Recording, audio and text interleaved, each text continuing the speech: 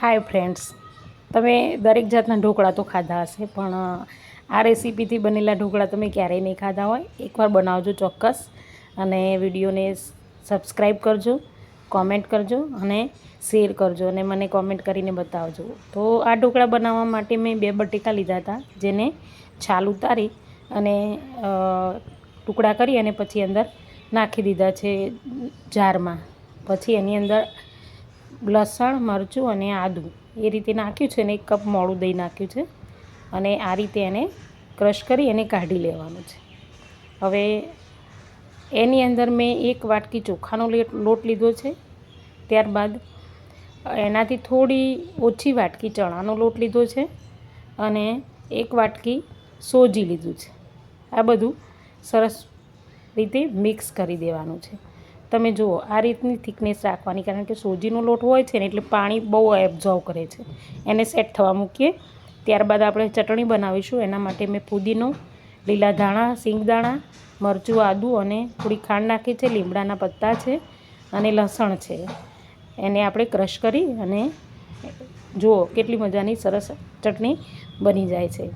આ ચટણી આ ઢોકળા સાથે બહુ જ લાગે છે સારી, અને એવું નહીં કે ઢોકળા સાથે, આમ રેગ્યુલર ઘરમાં ખાવા બનાવીએ ને તો એ સારી લાગે છે. હવે જરા આપણે ઢોકળાને સેટ થયેલું જોઈ લઈશું. તો આપણે જોઈએ કે ખીરું કેવું સેટ થઈ ગયું છે. તો જુઓ, સારું એવું પાણી એબ્ઝોર્વ કરી લીધું છે, એટલે આપણે આની અંદર થોડું પાણી નાખવું પડશે. આપણે ઢોકળાની જે થિકનેસ રાખીએ છીએ એ રીતે જ રાખવાની, વધારે પાણી નથી રેડવાનું. એ પહેલાં હું મીઠું નાખી દઉં અને બરાબર એને મિક્સ કરી લઈશું, અને ત્યારબાદ થોડું પાણી નાખી અને હલાવ્યું છે. અને અહીંયા મેં ખાવાના સોડા નાખ્યા છે, અને 1 લીંબુનો રસ અહીંયા ઉપર રેડ્યો છે. તમે જુઓ, એના લીધે સરસ મજાનો આથો આવી જશે આની અંદર. અને એકદમ એક જ સાઈડમાં એક જ બાજુ આપણે ફીંટીશું એને. આ રીતે સરસ ફીંટવાનું, એટલે અને થોડું સિંગ તેલ નાખવાનું અંદર. એના લીધે એકદમ સોફ્ટ ઢોકળા થાય છે. અને અહીંયા થાળીમાં પણ ગ્રીસ કરી લઈશું, અને નાખ્યા પછી એને બરાબર આપણે મિક્સ કરવાનું, હલાવવાનું. અને પછી આ બધી પ્રોસેસ કરો એના વચ્ચે પાણી ગરમ થવા મૂકી દેવાનું, સ્ટીમ થવા માટે ઢોકળાને. એના માટે મેં પાણી પહેલેથી મૂકી દીધું છે. અને આ રીતે ઢોકળાની પ્લેટ કાઢી અને એની ઉપર મરચું આ રીતે આપણે નાખી દઈશું. એકદમ સોફ્ટ અને એકદમ મસ્ત ઢોકળા બને છે, તમે ખાતા જ રહી જશો. અને મેં લીંબુ એટલા માટે નાખ્યા કે વાસણ અંદર કાળું ના થઈ જાય. જો આ રીતે ઢોકળા સેટ કરવાનું. પ્લીઝ સબસ્ક્રાઈબ કરવાનું ના ભૂલતા. આટલા સરસ વિડીયો બનાવું છું, કોઈ સબસ્ક્રાઈબ નથી કરતું. પ્લીઝ તમે સબસ્ક્રાઈબ ચોક્કસથી કરજો, અને ઢોકળા ચોક્કસ બનાવજો. જુઓ, હવે મેં 5-1 મિનિટ જેવું રાખ્યું તો સરસ મજાના ઢોકળા બનીને તૈયાર થઈ ગયા છે. આપણે એને હું તમને ચેક કરીને બતાવીશ. જુઓ, એકદમ ક્લીન નીકળે છે, ચપ્પાની દાળ. એનો મતલબ કે ઢોકળા બની ગયા છે. તો બી એકવાર બતાવો. હવે આને આપણે કાઢી લેવાનું છે, અને પછી એના ઠંડુ થવા દેવાનું થોડી વાર, અને એના પછી એના પીસ કરવાના છે. મારા બાળકો તો વઘાર પણ નથી કરવા દેતા, અને એમ જ ચટણી સાથે ખાઈ લે છે ઘરના બધાએ.